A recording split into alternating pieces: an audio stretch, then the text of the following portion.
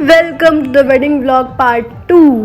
तो इस दिन ये हल्दी का ही दिन है। शाम के टाइम पे रिसेप्शन था, क्योंकि दीदी की शादी दूर होने वाली है तो सब लोग तो जा नहीं पाएंगे वहाँ पे। तो जो यहाँ के गेस्ट हैं पर्सनल, वो लोग यहीं पे उनसे मिल के चले गए थे।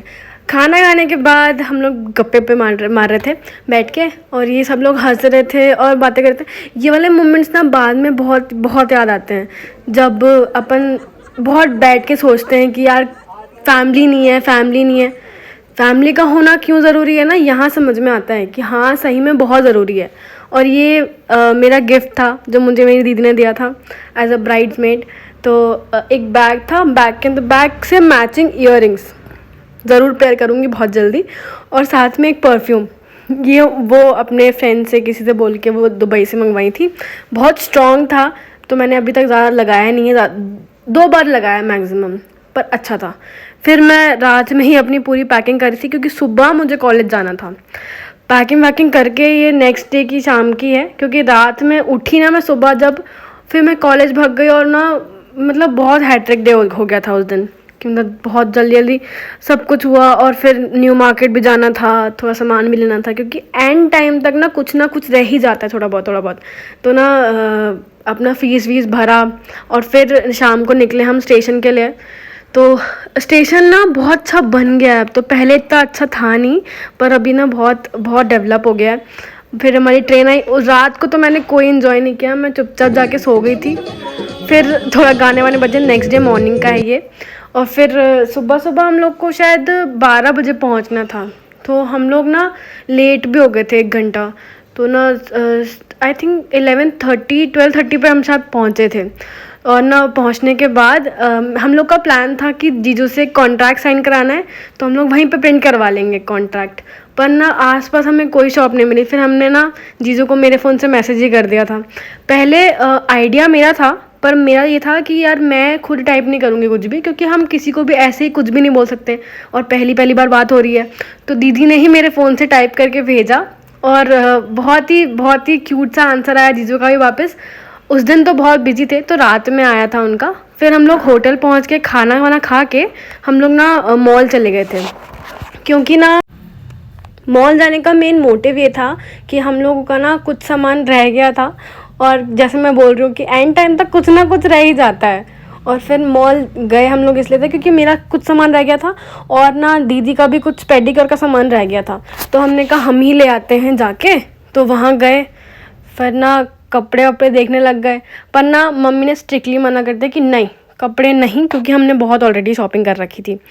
फिर थोड़ा सा ज्वेलरी ज़रूर ख़रीदी मैंने। और ना यहाँ पे ना मॉल जहाँ से पार्किंग है ना, पार्किंग से ही मॉल शुरू है। मुझे बहुत सही लगा ये आइडिया कि कोई भी स्पेस वेस्ट नहीं हुई है। अच्छा मॉल था बहुत। मैं पहली बार गई थी, इतना एक्सप्लोर भी नहीं कर पाई क्योंकि टाइम नहीं था, पर नेक्स्ट टाइम ज़रूर जाऊँगी। फिर हम लोग वापस होटल पहुँचे, और ये मेरा आउटफिट था फॉर मेहंदी।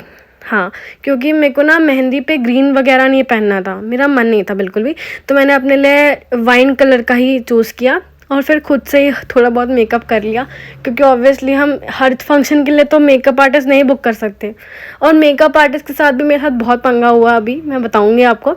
मेकअप वेकअप करने के बाद और उसके बाद थोड़ी सी लिफ्ट वाली सेल्फीज़ और वीडियो बनाने के बाद हम पहुँचे मेहंदी के फंक्शन में। मेरी दीदी बड़ी प्यारी लग रही थी यार, बहुत प्यारी। मुझे अभी भी याद आ रहा है कि हमने कितने मज़े किए थे यार। अब कब आएगा वो टाइम पता नहीं, पर ठीक है। और फिर यहाँ पे सब डांस कर रहे थे, और ये दीदी की मेहंदी है। ब्राइड की मेहंदी लगने में बहुत टाइम लग जाता है, सही बात है ये। मतलब बेचारी बैठी हुई है ठंड में, एक तो मेहंदी लगवा रही हैं, उल्टा उन्होंने कहा कि सब मेहंदी लगवाएंगे। तो मैं तो लगाई, लड़कियों ने तो लगाई थी मेहंदी, पर उन्होंने अपने भाइयों को भी नहीं छोड़ा। बोली कि मेरे भाई भी मेहंदी लगाएंगे क्योंकि उनकी बहन की शादी है। तो ना मेरे भाई ने, और मेरी बुआ जी के जो बेटे हैं वो भी मेरे भैया हैं, बड़े भैया, उन्होंने भी लगवाई मेहंदी, और दोनों बड़े अच्छे लग रहे थे मेरे भाई। और उसके बाद मेहंदी दीदी हम लोगों की सबकी मेहंदी लग गई, हाथ की। तो और उनकी उस टाइम पे पैरों की मेहंदी लगना शुरू हुई थी। एक पैर हो गया था, दूसरी पैर का शुरू ही हुआ था। तो उनको खाना भी हमने खिलाया, खुद भी खा लिया। फिर उनकी थोड़ा फ़ोटोशूट चल रहा था। फ़ोटोशूट होने के बाद उनकी शायद रात में पार्टी वार्टी थी, तो है ना वो रात में भी काम में लगी हुई थी कि मुझे कौन सी वरमाला चाहिए। जीजू को उन्होंने पहले ही बोल दिया था। फिर रात में हम लोग गप्पे वप्पे मार रहे थे, फिर थोड़े ऊपर छत पे गए थोड़ा व्यू देखने के लिए रात का। ज़्यादा ठंड लगी नहीं मुझे पर जब मैं सुबह उठी और मुझे सर्दी हुई तब मेरे को समझ में आया कि हाँ मेरे को सर्दी लग गई है। ऐसे लगती नहीं है पर लग गई है। सर्दी होने के बाद हम लोग फिर नीचे आए हम लोग और दीदी की बैचलर्स पार्टी शुरू हो गई थी। तो मेरे भाई ने ना स्पीकर उनको अपना दिया हुआ था, तो ना स्पीकर में ना एक टाइम पे 2 फ़ोन कनेक्ट हो गए। तो हम लोग जहाँ बैठे ना उसके जस्ट बगल में रूम था जहाँ उनकी पार्टी चल रही थी। तो हमने ना उनका और हमारा दोनों का फ़ोन कनेक्ट हो गया था। फिर हम लोग इतनी बकचोदी कर रहे थे, इतना मज़ा आ रहा था। हम लोग क्योंकि पार्टी में नहीं थे और वो कौन सा मीम है ना, जल्दी वहाँ से हटो या बंद करो, मैं हाथ जोड़ के मोदी जी से कहता हूँ, ऐसा वाला हम जब बजा रहे थे। फिर सो गए। फिर सुबह उठे, मैंने अपना फेस वॉश किया, फिर हम लोग गए दीदी के पास क्योंकि आज डी डे था। आज पूरा फंक्शन होना है, सब कुछ होना है। फिर ब्रेकफास्ट करके पूजा वूजा हुई सुबह सुबह, और इस दिन भी हल्दी